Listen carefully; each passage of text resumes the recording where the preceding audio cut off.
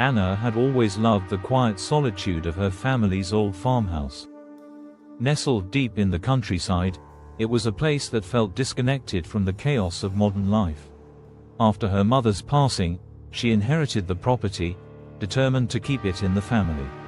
She left behind her city job and moved back to the rural home where she had spent her childhood summers. It was early November when Anna settled in. The days were growing shorter, and the wind had a biting chill, but she welcomed the change of pace. The farmhouse, however, had aged poorly in her years of absence. The paint was peeling, the roof needed patching, and the old barn out back was barely standing. But the house had character, and she was determined to restore it.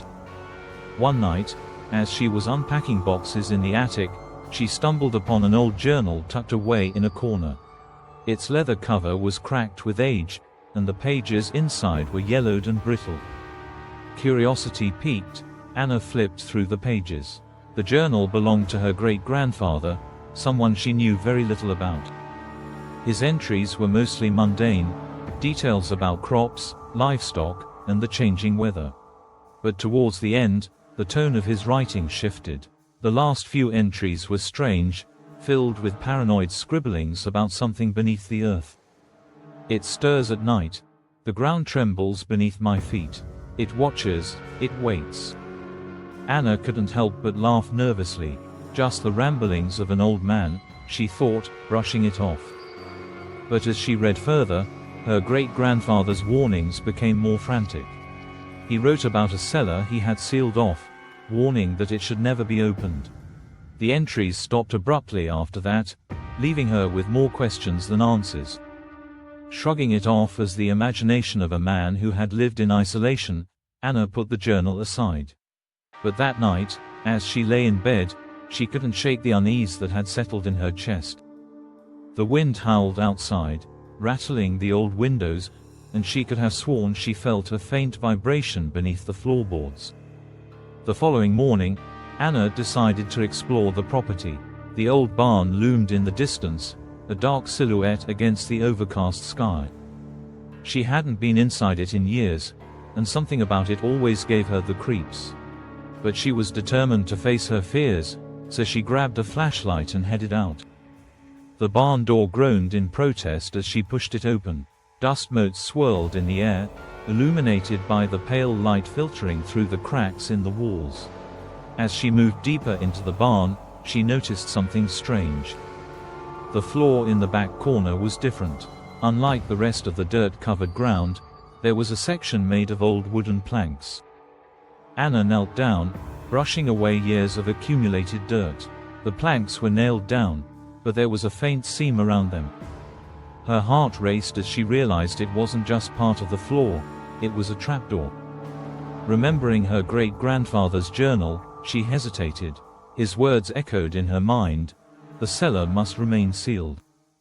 But curiosity won out. Grabbing a crowbar from a nearby workbench, she pried the boards loose. The wood splintered with a loud crack, revealing a dark hole beneath. A set of stone steps led down into the blackness. The air that wafted up from below was damp and cold, smelling faintly of mold and something else she couldn't quite place. Against her better judgment, Anna descended into the darkness. The narrow staircase creaked under her weight, and the temperature dropped the further she went. Her flashlight's beam struggled to cut through the oppressive blackness, revealing damp stone walls covered in patches of moss. The cellar was much larger than she had expected, stretching out into the shadows like a labyrinth. As she explored deeper, she noticed strange symbols carved into the walls, symbols she didn't recognize. The air grew heavier, thick with a sense of foreboding. She tried to shake off the feeling, but it clung to her like a second skin. The only sound was her own breathing, echoing eerily in the confined space.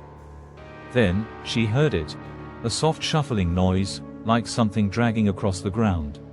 Anna froze, her heart leaping into her throat. She turned the flashlight in the direction of the sound, but there was nothing there, just an empty corridor stretching into darkness. She took a step forward, her shoes scraping against the damp stone floor, and the noise stopped. "Hello?" she called out, her voice barely more than a whisper. No response. As she turned to head back, she noticed a faint glimmer in the corner of her eye. It came from a small alcove to her left. Inside was an old wooden box, half rotted from years of moisture. The lid was slightly ajar, and with trembling hands, she opened it. Inside, she found several ancient-looking objects, a rusted dagger, a set of bones tied with twine, and a small glass jar filled with a dark, viscous liquid. Before she could make sense of what she was seeing, the air around her shifted. The temperature plummeted, and a low, rumbling growl echoed through the cellar.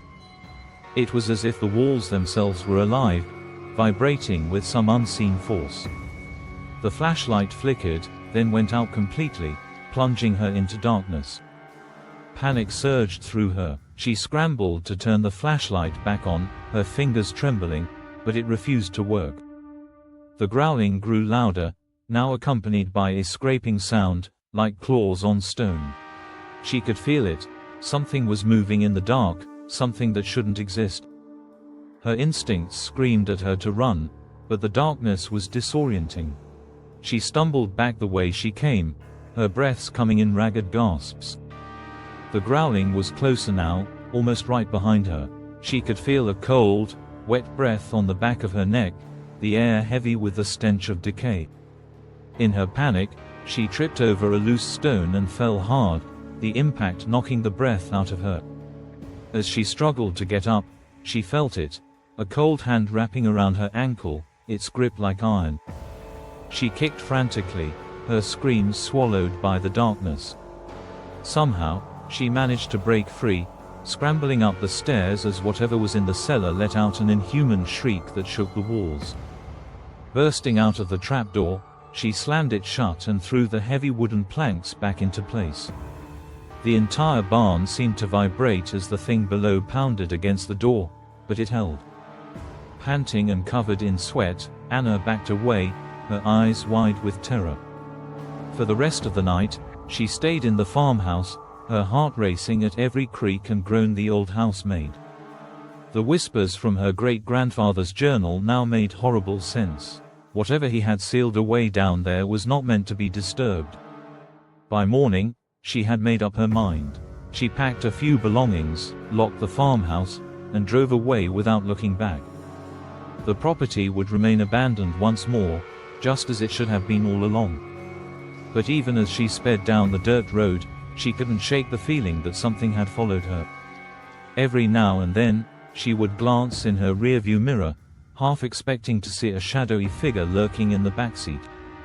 And in the dead of night, when she tried to sleep, she would still hear that low growl echoing in her dreams, a reminder that some secrets are better left buried.